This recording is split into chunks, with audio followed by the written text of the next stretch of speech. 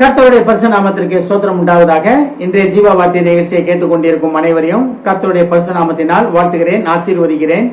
இன்றைய தின தியானத்திற்கு தேவன் கொடுத்த வேத பகுதி அது ஏசாயா தீர்க்கதரிசி எழுதின புஸ்தகம் 60ஆம் அதிகாரம், அதில் 20ஆம் வசனம். ஏசாயா 60:20. உன் சூரியன் இனி அஸ்தமிப்பதில்லை, உன் சந்திரன் மறைவதும் இல்லை. கர்த்தரே உனக்கு நித்திய வெளிச்சமாயிருப்பார், உன் துக்க நாட்கள் முடிந்து போகும். இன்றைய தினம் இதை கேட்டுக்கொண்டிருக்கும் அனைவருக்கும் கர்த்தரே நிச்சய வெளிச்சமாக இருப்பேன் என்று ஒரு வாக்கு கொடுக்கிறார். இதுல பாருங்க, ஒரு 4 காரியங்கள் சொல்லப்பட்டிருக்கிறது. அதாவது உன் சூரியன் இனி அஸ்தமிப்பதில்லை. உங்கள் சூரியன் அஸ்தமிப்பதில்லை. உங்கள் சூரியன் யாரு? நீதியின் சூரியன். யாரு? இயேசு கிறிஸ்து ஒருத்தர் தான் நீதியின் சூரியன். அவர் அஸ்தமிப்பதில்லைன்னா என்ன? உலக ரீதியான காரியங்களை பார்த்தீங்கன்னா, நம்ம உலகம் சுத்துறதுனால நம்ம இரவு நேரத்துல சூரியனை பார்க்க முடியாது, அஸ்தமித்து விடுகிறது. ஆனா நித்தியவாசியாகிய, நித்திய பரலோகவாசியாகிய, பரலோகத்தில் வாசம் பண்ணுகிற நித்திய சூரியன் ஆகிய நமது தேவன் இயேசு கிறிஸ்து, அவர் உங்களிடத்திலிருந்து என்னாலும் பிரிய மாட்டார், உங்களுடனே வாசம் பண்ணுகிறார். அதனால்தான் உன் சூரியன் இனி அஸ்தமிப்பதும் இல்லை.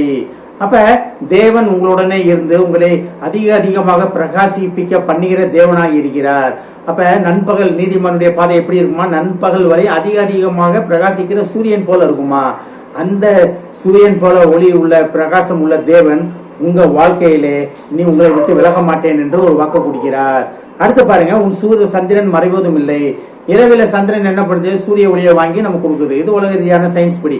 அதேதான் சந்திரனாக இரவிலேயும் அவர் ஒளியாக இருப்பேன் சொல்றாரு. உன் சந்திரன், நான் இரவிலேயும், நீ இரவிலே பாதாளத்துல போய் படுக்கையை போட்டாலும் என் காரம் அங்கே உன்னை பிடிக்கும்னா, அந்த இடத்துலயும் தேவ ஒளி உங்க மேல பிரகாசித்துக் கொண்டிருக்கும். தேவ ஒளியான தேவன் உங்களுடனே இருப்பார். அப்ப தேவனுடைய ஒளி, தேவனுடைய பிரகாசம் நம்மளை விட்டு விலகுவதே இல்லை. ஏன்னா தேவன் நம்மளுடனே இருக்கிறார். நம்மளை இருந்து நம்மளுடனே பாதுகாத்து, நம்மளை அரவணைத்து, நம்மளை கொண்டு செல்ல வல்லவராய் இருக்கிறார். இருளில் நடந்தா தான் நம்ம தடுமாறுவோம். தேவ ஒளியில், தேவ வெளிச்சத்தில் நடந்தா நம்ம தடுமாற மாட்டோம். அதான் கர்த்தரே உனக்கு நித்திய வெளிச்சமாக இருப்பார். நித்திய வெளிச்சம்னா என்ன? இது வந்துட்டு போற காரியம் கிடையாது. வந்துட்டு போய் சரி இன்னைக்கு ஒரு நாள் இருக்கேன், நாளைக்கு நான் போயிட்டு வரேன்ப்பா அப்படின்றது கிடையாது.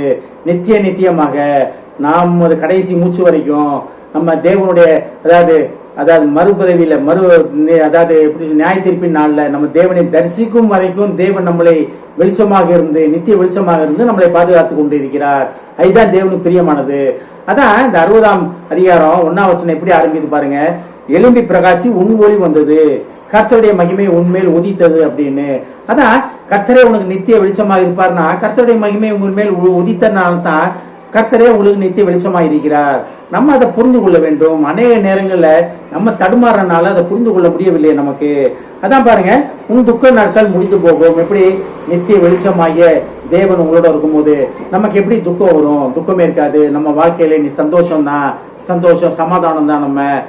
நம்ம தேவனை ஆடிப்பாடி, தேவனை மகிழ்ச்சியுடன், அவரை சந்தோஷமாக அவரை ஆராதிப்பதற்காக நம்ம அழைக்கப்படுகிறோம்.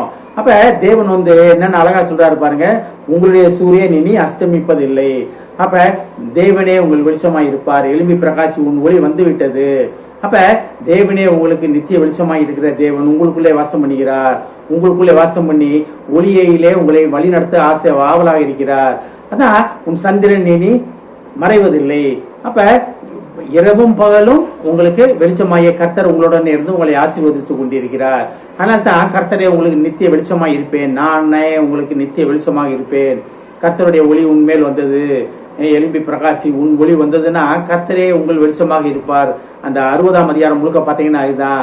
அப்போ உதிக்கிற உங்கள் ஒளியிடத்திற்கு ராஜாக்களும் பிரபுக்களும் வருவாங்க அப்படின்னு படிக்கிறோம் நம்ம. அது நடக்க போகுது உங்க வாழ்க்கையில. ஆனால் தான் அவங்க துக்க நாட்கள் முடிந்து போய்விட்டன. இனி ராஜாக்களும் பிரபுக்களும் உங்களை தேடி வரும்போது உங்களுக்கு எப்படி வாழ்க்கையில துக்கம் இருக்கும்? இனி சமாதானம், சந்தோஷம் தான். தேவனை அறிந்து கொண்ட அறிவுல நம்ம இன்னும் பலப்பட தேவன் நம்மளை அழைக்கிறார். ஆமேன். ஜெபிப்போம். எங்கள் சூரியன் இனி அஸ்தமிப்பதில்லை. கர்த்தராகிய நீரே எங்களுக்கு நித்திய வெளிச்சமாய் இருந்து எங்களை வழி நடத்துவேன் என்று சொன்ன மகா கிருபையான வார்த்தைக்காக நன்றி ஆண்டவரே.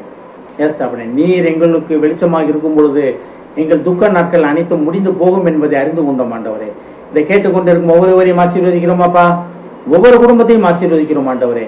தகப்பனே, ஒவ்வொரு குடும்பத்திலும் நித்திய வெளிச்சமாகிய, நித்திய பரலோக வாசியாகிய உம்மது வெளிச்சம், உமது தேவ வெளிச்சம் அந்த குடும்பத்திலே பிரகாசிக்கட்டும் ஆண்டவரே. எஸ் தகப்பனே, உதிக்கிற உன் ஒளியத்திற்கு ராஜாக்களும் பிரபுக்களும் வருவார்கள் என்பது போல தகப்பனே, அந்த குடும்பத்தை நோக்கி அநேகர் ரட்சிப்பின் வந்து ரட்சிப்படைய உதவி செய்யும் ஆண்டவரே. ஆசீர்வதிக்கிறோம் அப்பா, இயேசுவின் மூலமாக கேட்கிறேன் நல்ல பிதாவே, ஆமென்.